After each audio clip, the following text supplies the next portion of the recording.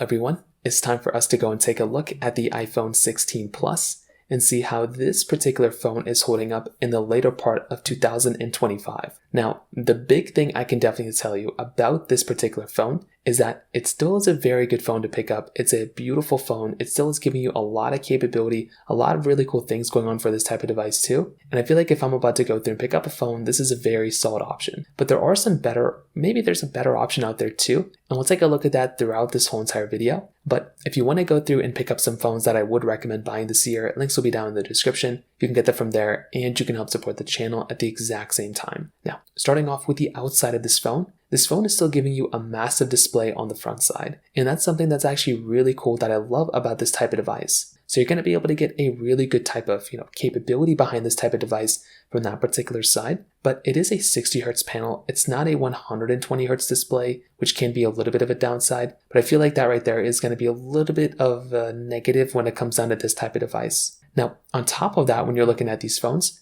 you're also going to be able to go through and still maintain a USB Type-C port, and you're still getting a frosted glass back. Those types of things are still very nice to have inside of this type of device. So I'll tell you, from that particular perspective, I like this phone a lot. But there are some changes that this phone has experienced throughout this year. We have two different software updates we can install, iOS 26.1 and iOS 18.7.2. So if you're in the stage and you want to go ahead and basically get a phone, iOS 26.1 is going to be the latest and greatest with more features, but iOS 18 is going to be a more stable version of software. So that one would make probably more sense to go and get is iOS 18 and installing iOS 18 on your device rather than iOS 26. The reason for that is because iOS 26 is basically going to be giving you a little bit of it's going to be a little glitchier and it's going to be more laggy compared to iOS 18. So that is kind of one of the biggest changes there. That's one of the big things I recommend kind of thinking about. Now, I would also say on top of that, when you're looking at these types of devices, iOS 26 for the most part, this is probably going to be giving you worse battery life and more lag compared to iOS 18 as well. So kind of keep that in mind when it kind of comes down to it. Now, on top of that, I would say if you're looking at these types of phones too, you're going to have to look at something like the iPhone 17s if you're even looking at these phones, because those are the latest and greatest,